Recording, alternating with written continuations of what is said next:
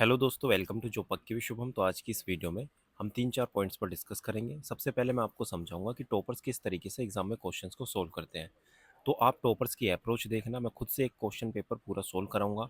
आपको समझाऊंगा कहाँ पे ऑप्शन एलिमिनेशन करना होता है, कहाँ पे गैस वर्क करना होता है। क्योंकि ये आपका 10th और 12th का बोर्ड का एग्जाम नहीं है कि भाई एक एक स्टेप वाइज आपको पूरा सोल्यूशन लिखना है। काफ़ी बिगनर क्या करते हैं, पहले पूरा आंसर निकालेंगे तब ऑप्शन टिक करेंगे, वो ऑप्शन एलिमिनेट करते ही नहीं है। उसमें टाइम वेस्ट हो जाता है और आपके पास टाइम नहीं बचता। सिलेक्शन तभी होगा जब आप मिनिमम टाइम में ज़्यादा से ज़्यादा क्वेश्चन कर पाएंगे और वो भी एक्यूरेसी के साथ। तो अभी मैं पूरा मॉक सोल्व कराऊंगा। मॉक सोल्व कराने के बाद आपको मॉक का एनालिसिस करना भी सिखाऊंगा कि कैसे मॉक का एनालिसिस करते हैं। इसके अलावा आपने देखा होगा जब आप मैथ पढ़ते हैं, परसेंटेज पढ़ लिया, प्रॉफिट लॉस पढ़ लिया, एस आई सी आई पढ़ लिया, जैसे जैसे आगे बढ़ते जाते हैं ना पीछे के टॉपिक्स भूलते जाते हैं। मान लो आज आप परसेंटेज पढ़ रहे हो, आपने टारगेट बनाया कि भाई मैं 5 दिन तक परसेंटेज पढ़ूंगा और सभी क्वेश्चन अच्छे से कर लूंगा। 5 दिन तक आप हर एक टाइप के क्वेश्चन कर लेते हो, लेकिन 15 दिन बाद, 20 दिन बाद जब दूसरा टॉपिक पढ़ते हो या मॉक देते हो, मॉक में अगर परसेंटेज का क्वेश्चन आ जाए पढ़ा हुआ ही, वो आपसे नहीं हो पाता। क्यों? क्योंकि आपने रिवीजन नहीं किया, नहीं आपने क्वेश्चन मार्क करे। तो वो रिवीजन की स्ट्रैटेजी क्या होनी चाहिए वो भी मैं आपको इस वीडियो में समझाऊंगा। इसके अलावा अब आपको क्या करना है, अब वीडियो स्टार्ट होगी, मैं हर एक क्वेश्चन सोल्व कराऊंगा। आपका काम है वीडियो को पॉज करना और मेरा सॉल्यूशन बाद में देखना है, पहले अपना सॉल्यूशन करना है, ठीक है। वीडियो पॉज, खुद का सॉल्यूशन करना है, फिर मेरा सॉल्यूशन देखना है। और इस तरीके से हर एक क्वेश्चन को सोल्व करने के बाद अपना स्कोर शेयर करना है कमेंट में, भाई मेरा इतना स्कोर आया। और मेरी अप्रोच देखना और अपनी अप्रोच देखना और कंपेयर करना कि हाँ मैं किस तरीके से सोचता हूँ। क्लियर? अब वीडियो स्टार्ट करते हैं, मेरा टाइम वेस्ट करें, हर एक चीज़ मैं कवर कराऊंगा। पहले मॉक सोल्व कराते हैं, ठीक है। क्वेश्चन नंबर 1 आपकी स्क्रीन के ऊपर, मैं हर एक क्वेश्चन थोड़ा फास्ट सोल्व करने की कोशिश करूंगा। आपका काम है वीडियो पॉज करके खुद से सॉल्यूशन करना। और यूपी कांस्टेबल में ये जो डीआई के क्वेश्चन है, ये कभी 3 भी आते हैं, कभी 5 भी आते हैं, ठीक है। और मैथ के क्वेश्चन कभी 19 भी आते हैं, कभी 20, कभी 21, कभी 25, फिक्स नहीं है। कभी आप ये सोच के चलो कि 19 ही क्वेश्चन आएंगे, ठीक है।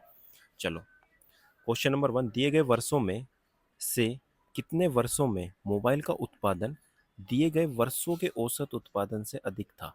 तो पहले आपको औसत निकालना है सभी का। औसत कैसे निकलेगा, इन सभी को ऐड करना है। ऐड करने के बाद जितने ईयर्स हैं, 1 2 3 4 5 6 7 8, उससे डिवाइड कर देना है। तो पहले ऐड करते हैं। ऐड करने का तरीका क्या है, पेयर बनाने हैं। ऐसे नहीं 30 और 45 75 इस तरीके से नहीं करने। ये 5 5 वाले पेयर बना लो और बाकी ऐड कर दो। देखो 30 और 70, 100, 50, 150, 150 और 80 कितना हो गया, 230। 230, अब इसको ऐड करो, इसको ऐड करेंगे 110 और इन दोनों को ऐड करेंगे 140, तो कितना हो गया 250। 250 और अभी जो टोटल ऐड किया था वो 230 था, तो कितना हो गया 480 हो गया। 480 को डिवाइड करेंगे तो क्या आ जाएगा, 60 आ जाएगा।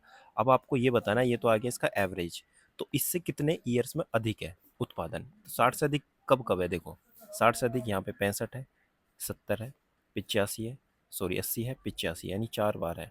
तो 4 साल में ऑप्शन नंबर सी करेक्ट हो जाएगा। इस तरीके से आपको करना है। अब ये भी पूछ सकता है कम कितने में है, तो आपको फिर क्या करना है, कम चेक करने हैं। 30 हो गया, 45 हो गया, 50 हो गया, 55 हो गया, तो भी 4, सिंपल। अब आते हैं नेक्स्ट क्वेश्चन पर। नेक्स्ट क्वेश्चन में कह रहा है किस वर्ष में पिछले वर्ष की तुलना में उत्पादन में प्रतिशत वृद्धि अधिकतम थी। अगर बैकग्राउंड नॉइस आता है तो उसको इग्नोर करना, अपना काम फोकस इसी पे करो, क्वेश्चंस पे, ठीक है। तो अब देखो करना क्या है इसमें, इसमें भी आपको ऑब्जर्व करना है, ऐसा नहीं पूरा सोल्व करना है। यहाँ पे ऑप्शन दिए 5 2 7 3, ऐसा नहीं कि भाई आप पूरे ऑप्शन चेक करने लगेंगे। इसमें ये पूछा जा रहा है कि भाई पिछले वर्ष, देखो यहाँ लिख रहा है ना, पिछले वर्ष की तुलना में प्रतिशत वृद्धि अधिकतम किस में थी। अगर 2005 की बात करें तो 2005 ये रहा और 2004 ये रहा। तो 2004 से 5 तक में कितनी वृद्धि हुई, तो कितनी हुई, 50 से 70 यानी 20 की वृद्धि हुई। यानी परसेंटेज निकालेंगे तो क्या आ जाएगा, 40% आ जाएगा। आ गया, तो यहाँ 40% निकलो। अब 2002 में देखो, 2002 में पहले एक में कितनी थी, 30, 30 से कितनी हुई 45, यानी कितनी बढ़ी 15। तो यानी एक तरीके से 50% हो गया। यहाँ क्लियर पता चल गया। 50% देखो कैसे निकालेंगे, इंटू 100 करेंगे तो 1/2 और ये 50 आ जाएगा, ठीक है। ऑब्जर्व करना है। अब 2007 का भी निकालना है, 3 का भी निकालना है। तो 7 का देखो, 7 का ये, तो 55 से कितना हुआ है 80, यानी 55 से 25 हुआ है। अगर यहाँ 50 होता तो ये हाफ हो जाता, यानी ये 55 है तो 50 से कम ही होगा, यानी 50 से कम है। हमें नहीं पता कितना, लेकिन कम है। ऐसे ही अब देखो 2003 का, 2003 में 2002 के कंपैरिजन में देखो, ये 65 है, ये 45 है। तो 45 से 65 यानी कितना बढ़ा, 20 बढ़ा, ठीक है। अगर ये 40 होता तो भी 50% हो जाता, लेकिन ये 45 है तो ये भी 50 से क्या है, कम है। ये ऑब्जर्व करना आना चाहिए, ठीक है। मैं सोल्व करने को कर दूंगा, आप खुद भी कर सकते हो, लेकिन ये ऑब्जर्व करोगे तो कैलकुलेशन का टाइम बचेगा। अब आपको आंसर क्या निकालना था कि सबसे अधिक वृद्धि किस में हुई है, तो ऑप्शन नंबर बी 2002 में हुई है। यहाँ पे 50% हुई है, यहाँ पे 50% से कम, यहाँ पे 50% से कम, और यहाँ पे 40 क्लियर, आपको पता ही है। क्लियर, इस तरीके से आपको क्वेश्चन सोल्व करने होते हैं। अब आ जाओ नेक्स्ट क्वेश्चन पे। 2003 से 2004 तक मोबाइल के उत्पादन में अनुमानित प्रतिशत कमी क्या थी। अब देखो 2003 से 4 में, 2003 से 4 में कितनी कमी हुई, 65 से कितनी कम हो गई, 50 कम हो गई, तो 65 से कितनी कम हुई, 15 कम हुई, इंटू 100। ये करना है, तो 5 3 से 50, और यहाँ पे आ जाएगा 1 और 3। तो इसको मैं मल्टीप्लाई करूंगा 300, और 300 को 13 से डिवाइड करना है, 13 एकम, 13 दूनी 26, यहाँ बचेगा 4 जीरो, और 13 तिया, इतना ही सोल्व करना है, और यहाँ पे टिक कर देना। पॉइंट आंसर नहीं निकालना आपको, बस ये चेक करना है, आगे सब में 2 है, एक और निकाल दूंगा तो मेरा काम हो जाएगा, ठीक है।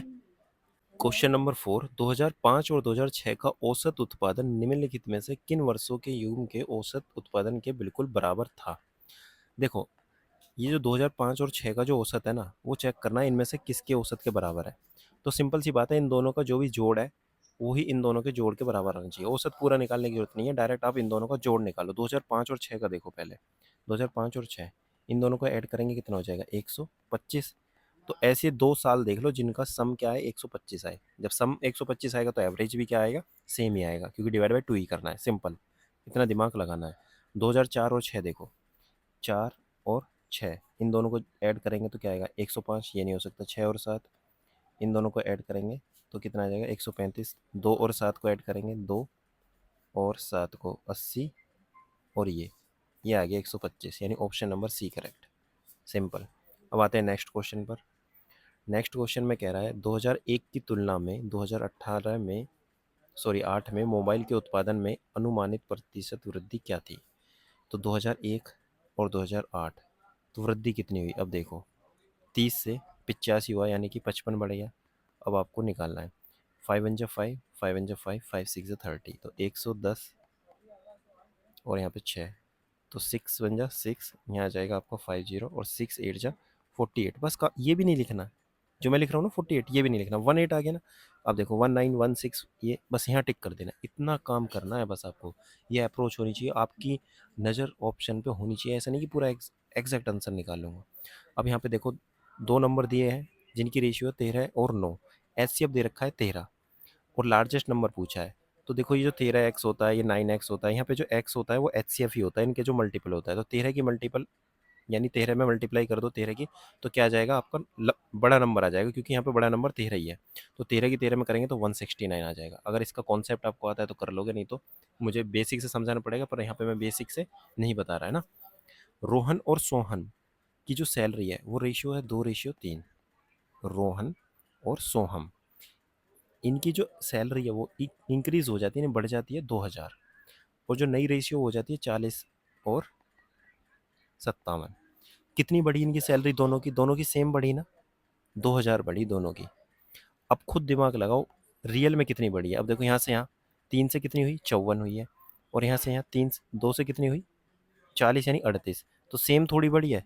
तो सेम करने के लिए क्या करेंगे हम, ये कॉन्सेप्ट है, ये ध्यान रखना, जब कभी भी रेशियो सेम करनी होती है, इन दोनों का डिफरेंस करना, यानी 17, 57 में से 40 गए 17, और इस 17 की इन दोनों में ऊपर मल्टीप्लाई करनी है।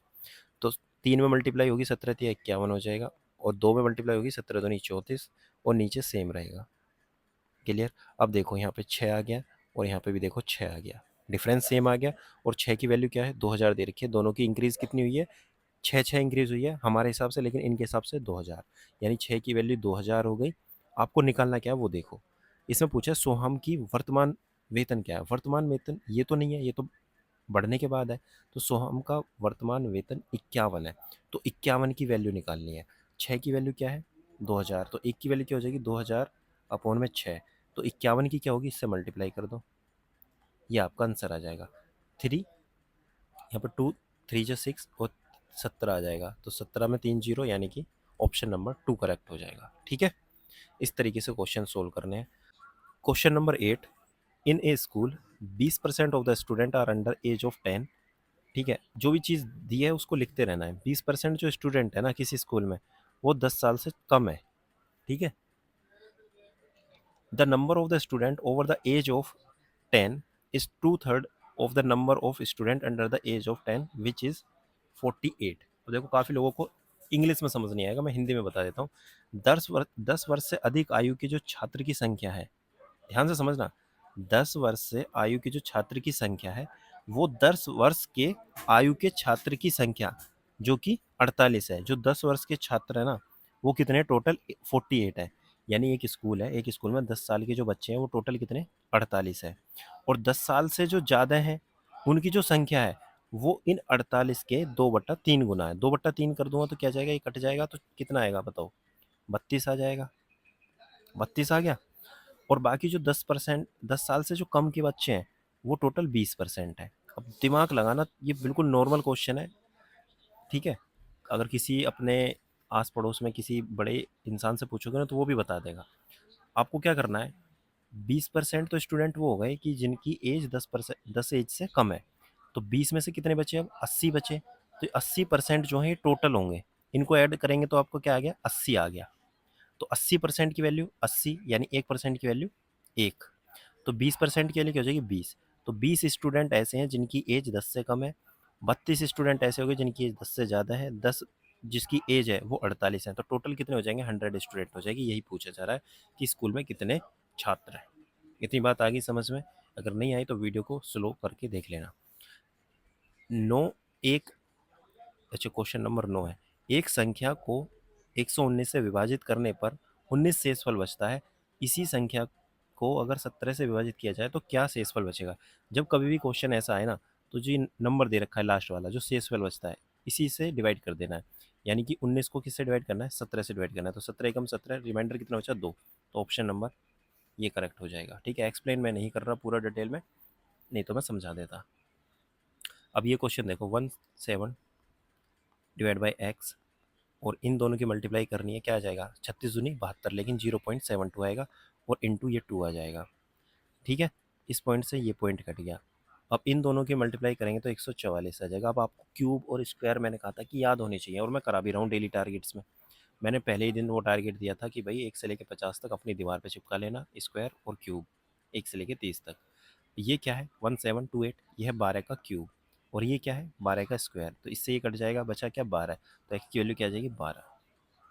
ठीक है, अब आते हैं नेक्स्ट क्वेश्चन पर। देखो इस क्वेश्चन को भी सोल्व करो। काफ़ी लोग क्या करेंगे, एक एक पॉइंट को ऐड करेंगे, ऐड नहीं करना, ऑप्शन एलिमिनेट करने हैं। यूनिट डिजिट देखो सबकी, ठीक है। तो अब क्या करना है आपको, यूनिट डिजिट 312 और 19, पॉइंट के बाद देखो 19 और यहाँ पॉइंट के बाद 312, ये हमें नहीं पता, और यहाँ 618 है। इन दोनों को ऐड करो, 19 यहाँ पे लिखा, ये 2 हो गया, इन दोनों को ऐड करेंगे 0, और यहाँ आ गया ये 502। 502 इधर से माइनस हो जाएगा इसमें से, तो आ जाएगा 6 1, और यहाँ जाएगा 1। ठीक है, 1। तो आंसर जो भी होगा वो क्या होगा, 116 वाला, यानी ये नहीं होगा, ये नहीं होगा, इन दोनों में से होगा। अब आपको और क्या दिमाग लगाना है, 1 और 8, फिर यूनिट डिजिट चेक करनी है, तो 1 होगा या 8 होगा। इसमें देखो 2 है और इसमें देखो 8 है, इन दोनों को ऐड करेंगे तो क्या हो जाएगा, 0, और इधर जाके ये माइनस हो जाएगा 0, तो कितना बचेगा, 8। तो ऑप्शन नंबर सी करेक्ट हो जाएगा। इतना दिमाग लगाना है, ऐसा नहीं कि पूरा सोल्व करने लगो, नहीं, आंसर निकालना है भाई। एवरेज देखो, ये क्वेश्चन है, ये भी कैलकुलेटिव भी है और कैलकुलेटिव नहीं भी है, तो तरीके के ऊपर है कि किस तरीके से कर रहे हो। 6 नंबर का जो एवरेज है वो 3.75 है। ठीक है, 6 नंबर का एवरेज 3.75 है, और जो दो हैं, 2 नंबर उन्हीं में से उनका 3.2 है, और जो इसके अलावा दो बचे हैं उनका कितना है, 3.55 है, और अभी दो और बच रहे हैं, तो उनका क्या होगा ये बताना है।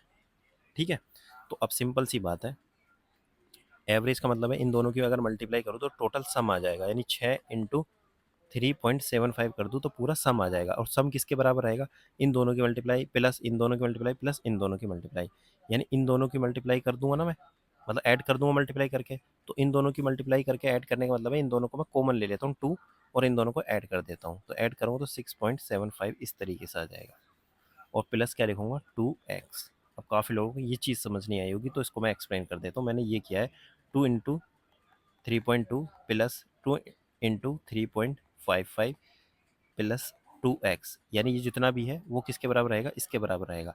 तो इनमें मैंने 2 को कॉमन ले लिया, 2 कॉमन आ गया, इसको और इसको फिर 3.2 प्लस 3.55 को ऐड कर दिया, तो ऐड कर दिया तो ये आ गया 3.75। ये डायरेक्ट आपको लिखना है। क्लियर। अब देखो आगे क्या करना है, आगे ये करना है, इनमें फिर दोबारा 2 कॉमन आ जाएगा, ठीक है। तो अंदर क्या बचेगा, 6.75 और यहाँ बचेगा x, और 2 से मैं क्या करूँगा, इसको कट कर दूँगा, 3 आ जाएगा। आ गया। 3 की फिर इधर मल्टीप्लाई करूँगा, 75 तिया 225, 25 इधर आ जाएगा, 2 उधर, तो 11 इस तरीके से आ जाएगा। अब इसको मैं माइनस करूँगा, तो माइनस करने पे क्या आएगा, कैसे माइनस करना है, पहले 25 माइनस करो तो बचा 11, ठीक है, और बचा क्या 6.5, तो ये 5 आ जाएगा, 4.5 इसका आंसर आ जाएगा, ऑप्शन नंबर ए। कैलकुलेशन है, आपकी कैलकुलेशन फास्ट होनी चाहिए, मैं शायद थोड़ा फास्ट कर रहा हूँ लेकिन तरीका यही है, ठीक है। तो इस तरीके से करना है इस क्वेश्चन को। बाकी देखो एक तरीका ये भी होता है डेविएशन मेथड, कि भाई 3.75 है, इसका 3.75 होना चाहिए, कितना कम है, कितना कम है 5.5, एक पे फाइन 5.5 कम है, दो पे कितना होगा 1.10, इस तरीके से भी कर सकते हैं, वो थोड़ा समझ नहीं आएगा इसलिए मैंने डायरेक्ट करा दिया, ठीक है।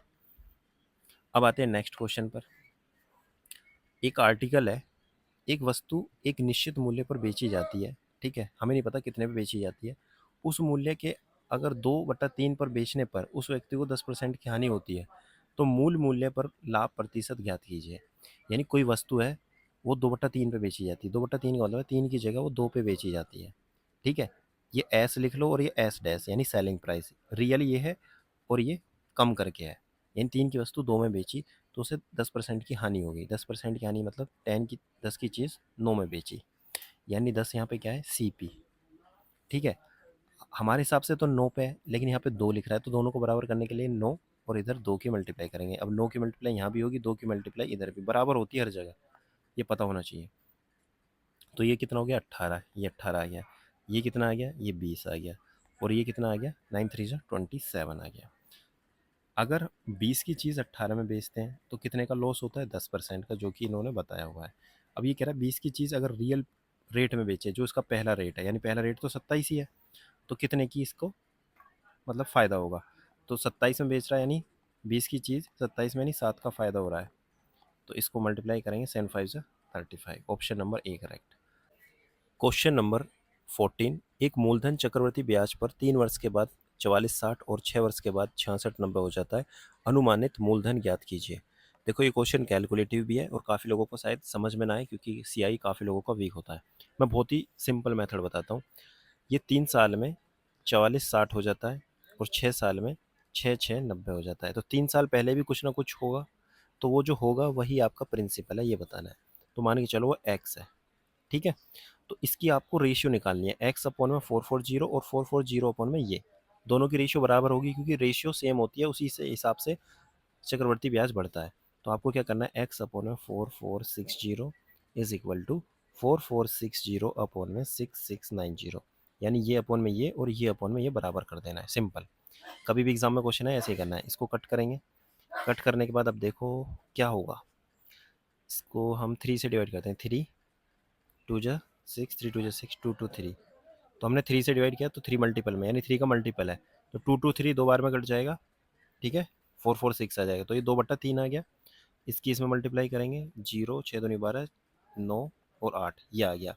अब इसको 3 से डिवाइड कर देंगे तो आपकी x की वैल्यू आ जाएगी, तो इसको 3 से डिवाइड करेंगे तो 3 2 जा 6 और 3 9 जा 27 और 3 7 जा 21, बस इतना आ गया, तो आपका आंसर ही आ जाएगा।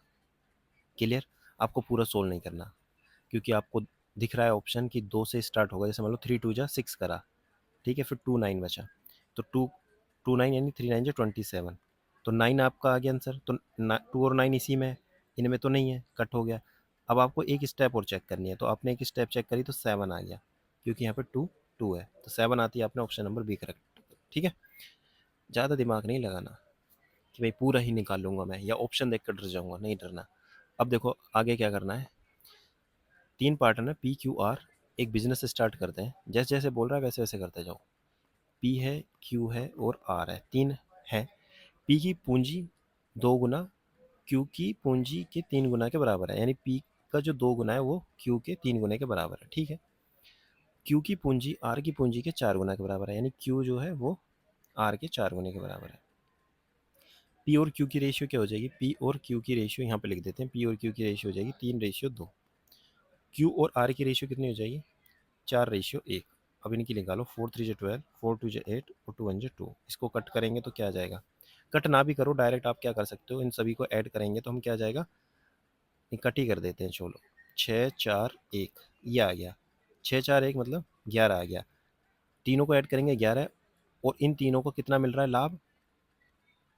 27 500। ठीक है, एक की वैल्यू निकालो, 2 5 2 0।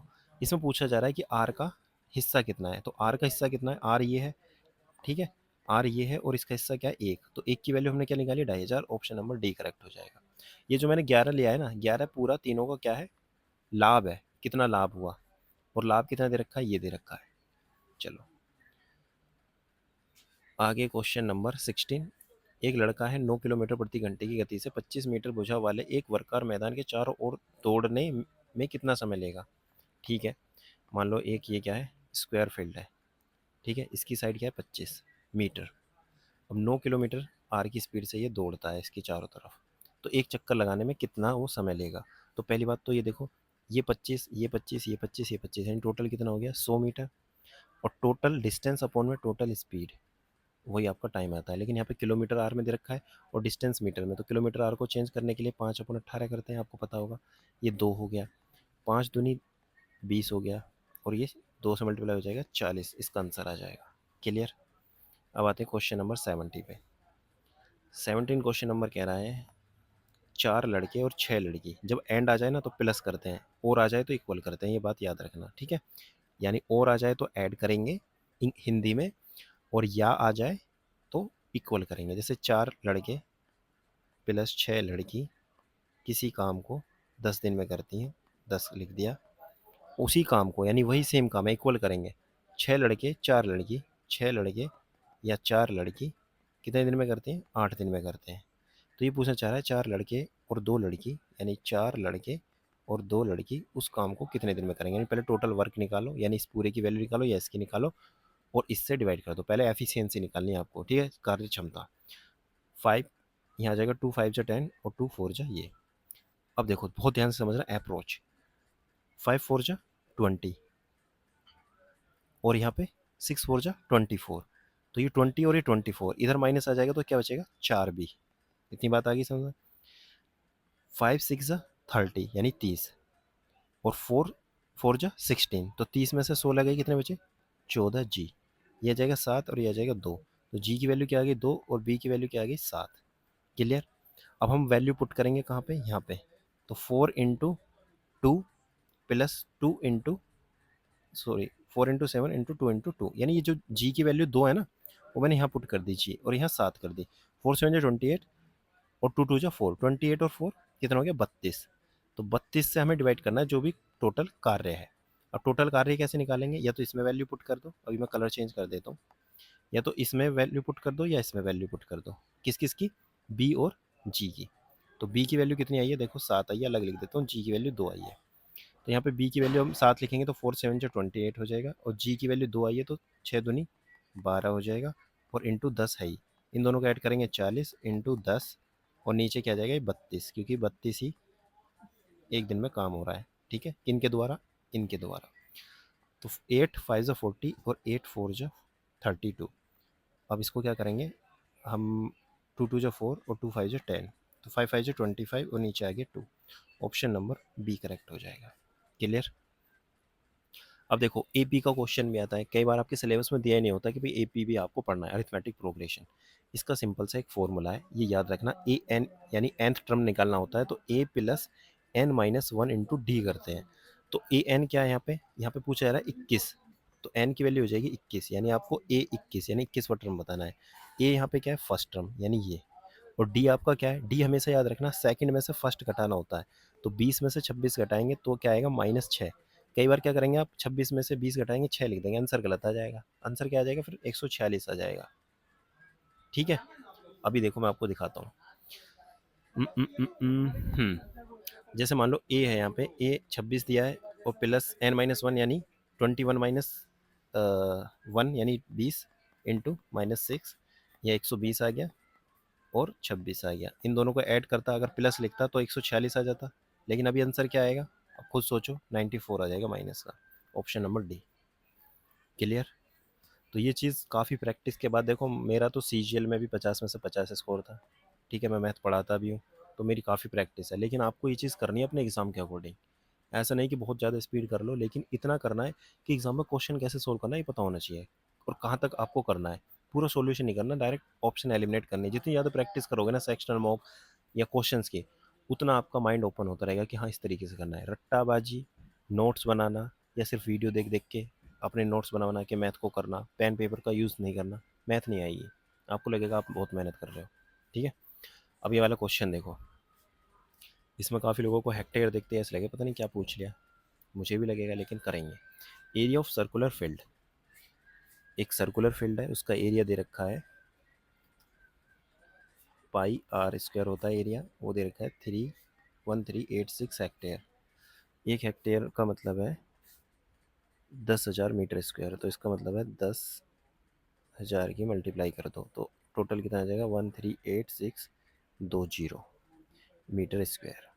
ये find the cost of fencing at the rate of 3.2 पर मीटर, यानी इसके चारों तरफ एक बाड़ लगाना है, जो कि कितने रुपए लग रहे हैं प्रति मीटर के 3.2, यानी प्रति मीटर का मतलब है सर्कमफ्रेंस निकालना है, यानी कि परिमाप 2 पाई आर निकालना है। तो 2 पाई आर हमें नहीं पता निकालना है, और इसमें मल्टीप्लाई कर देनी है 3.2 की। इतनी बात आएगी समझ में। आर कहाँ से निकलेगी, आर यहाँ से निकलेगी 22/7 इंटू आर स्क्वायर। पहले आर निकालो फिर आर यहाँ पे पुट करो, आंसर आ जाएगा।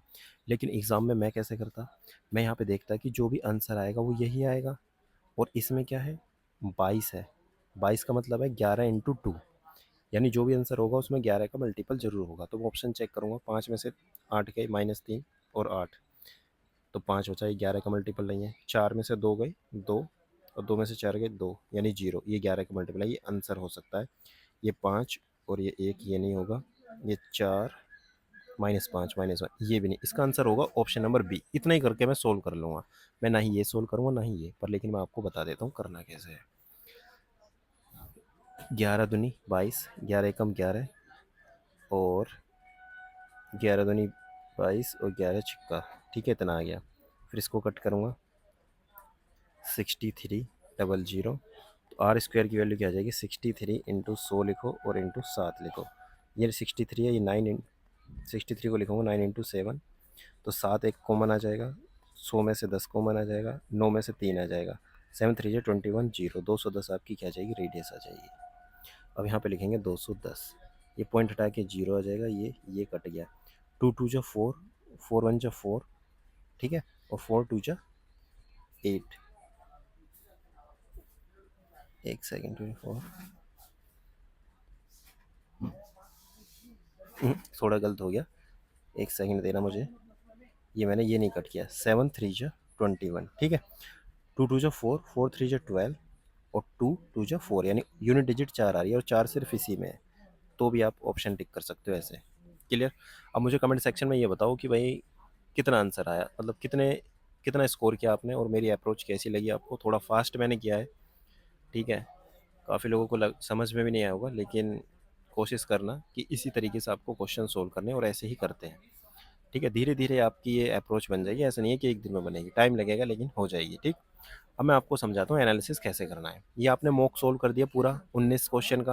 अब आपको ये चेक करना है कि यार जो ये 13.86 है, ठीक है, आप कहीं ना कहीं आपने सिली मिस्टेक करी होगी, आपने देखते डर गए होंगे, आपने फिर आप सॉल्यूशन देखा कि यार ये तो ईजी है, लेकिन आप डर गए, तो इसकी आपको क्या करनी है, प्रैक्टिस करनी है।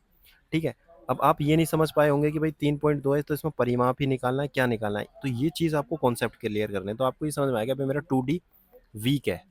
क्या वीक है, 2D, यानी मेंसुरेशन में 2D वीक है, तो आपको टारगेट रखना है कि मैं मेंसुरेशन पढ़ूंगा, मुझे टारगेट में रखना है। अब मान लो बहुत से लोग क्या करेंगे, 26 में से 20 घटा देंगे तो 6 आएगा, तो उसको ये चीज़ ना नोट करनी है कॉपी में कि डी की जो वैल्यू होती है A2 माइनस A1 होनी है, ये मुझे सिली मिस्टेक करा देती है, इसमें मैं फोकस करूंगा, ये एनालिसिस करना है। ठीक। इस क्वेश्चन को भी आपको मान लो लग रहा है कि मैंने बहुत ज़्यादा टाइम ले दिया, मुझे आता है, तो इन टाइप के क्वेश्चन की आपको प्रैक्टिस करनी है जिससे आप कम टाइम में कर पाओ। मतलब क्वेश्चन तो सही कर दिया लेकिन टाइम ज़्यादा लिया, कैलकुलेशन ज़्यादा कर दिया आपने। ठीक। अब 25, ये 100/9, मान लो यहाँ पे 100/9 ही आंसर दिया होता तो आप उसको भी टिक कर देते। क्यों? क्योंकि आपने फिर ये चेंज नहीं किया होता। तो छोटी छोटी चीज़ें आपको नोटिस करनी है कि भाई कहाँ मैं सिली मिस्टेक कर रहा हूँ, उसको नोट डाउन करना है। हर एक क्वेश्चन का यही सीन है। अब मान के चलो ये क्वेश्चन हार्ड है, तो इस क्वेश्चन को अपनी कॉपी पे नोट कर लेना, आपको ये मेथड चेक करना है कि हाँ यार इस मेथड से क्वेश्चन करने हैं अगर इस टाइप के आते हैं। ऐसा नहीं कि क्वेश्चन पेपर पूरा सोल्व कर लिया, मान लो काफ़ी लोग क्या करेंगे, ये क्वेश्चन आ गया, आपको हार्ड लगा, छोड़ दिया, अभी यही सेम क्वेश्चन इसी टाइप का थोड़ी डिजिट चेंज करके आपकी आंखों के सामने एग्जाम में रियल में देखने के लिए मिलेगा, फिर आपको लगेगा यार ये क्वेश्चन तो मैंने करा था एक बार, पर आता नहीं है। क्यों? क्योंकि आपने प्रैक्टिस नहीं करी। तो ये चीज़ ध्यान देना, इसी तरीके से आपको एनालिसिस करना है। अब आगे बताता हूँ रिवीजन कैसे करना है। रिवीजन स्ट्रैटेजी में सबसे पहले आज हमने एक मॉक दिया, ठीक है, जो मैंने अभी आपको सोल्व कराया, उसको एनालिसिस करना है। फिर आप 50 मॉक दे लो, एनालिसिस नहीं कर रहे ना, आपकी इंप्रूवमेंट बिल्कुल नहीं होगी, थोड़ी स्पीड बढ़ जाएगी लेकिन इंप्रूवमेंट नहीं होगी कि हाँ भाई मेरा स्कोर बढ़ रहा है। ये चीज़ ध्यान रखना, मैं हर एक स्टूडेंट को समझाता हूँ जो भी टारगेट सीरीज में, मेरी बात को बहुत ध्यान से समझना।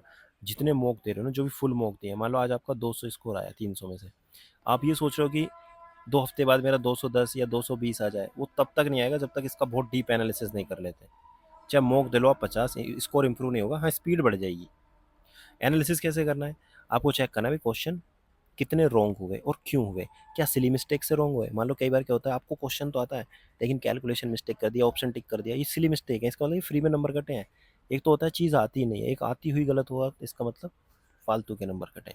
वो चीज़ नोट करनी है कि मैं गलती कहाँ पे करता हूँ। क्या मैं क्वेश्चन की लास्ट लाइन पढ़ने में दिक्कत करता हूँ या कैलकुलेशन में दिक्कत करता हूँ?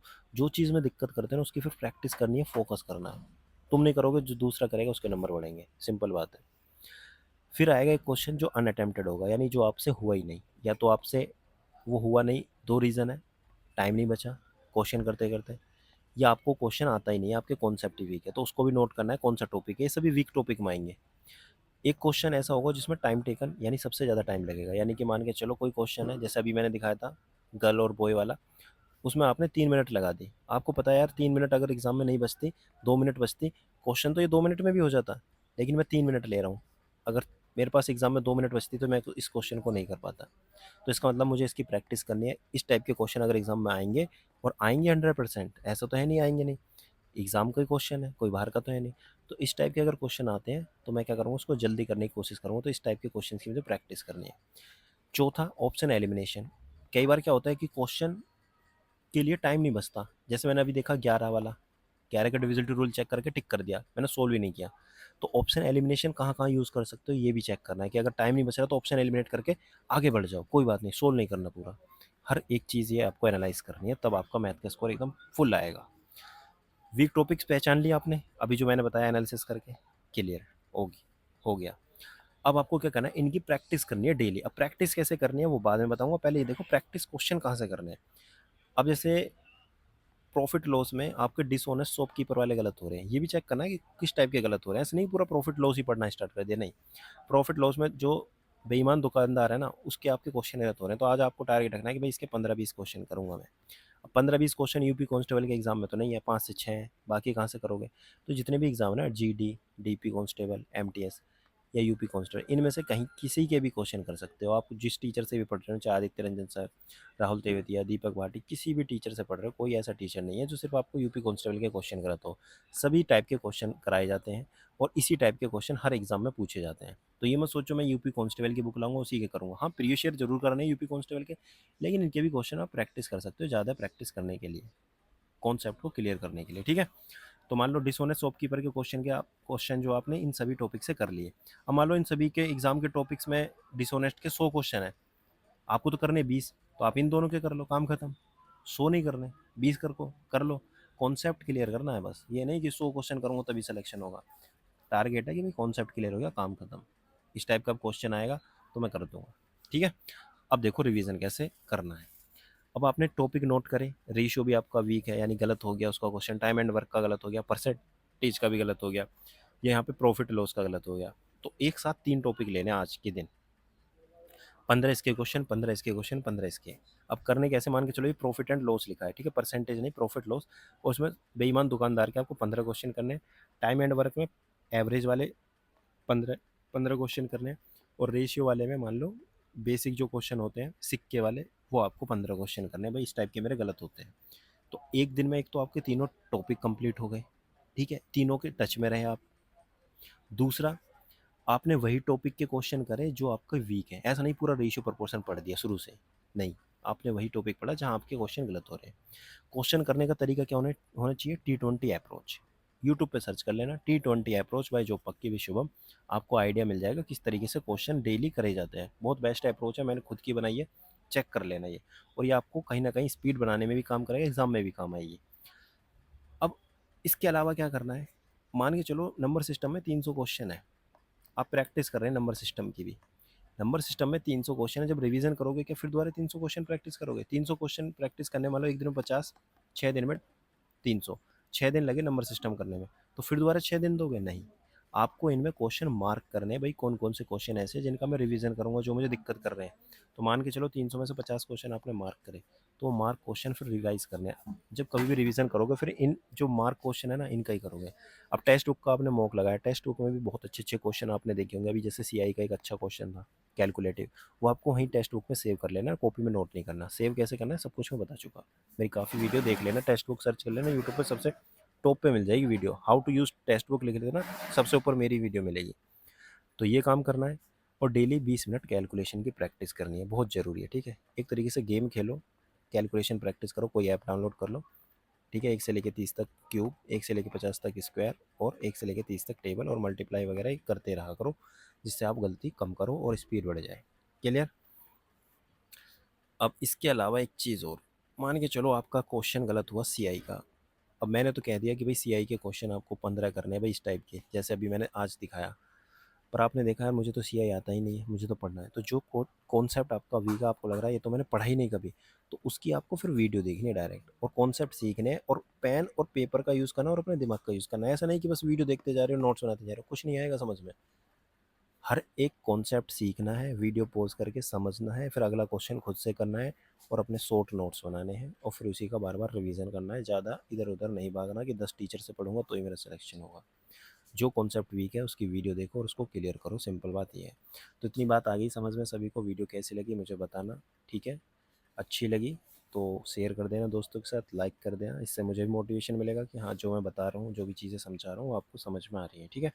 तो कमेंट में ज़रूर बताना। बाकी जो भी आपके डाउट हैं धीरे धीरे मैं वीडियो के माध्यम से क्लियर करता रहूँगा, चाहे वो जीके का हो, या रीजनिंग का हो, या इसी की तरीके से किसी भी सब्जेक्ट का हो। रीजनिंग मैथ में पूरा स्कोर लाने की कोशिश करना। अगर आपका टारगेट है 250 प्लस स्कोर करना या 240 प्लस स्कोर करना, जनरल कैटेगरी से हो तो इतना टारगेट बिल्कुल रखना, ठीक है।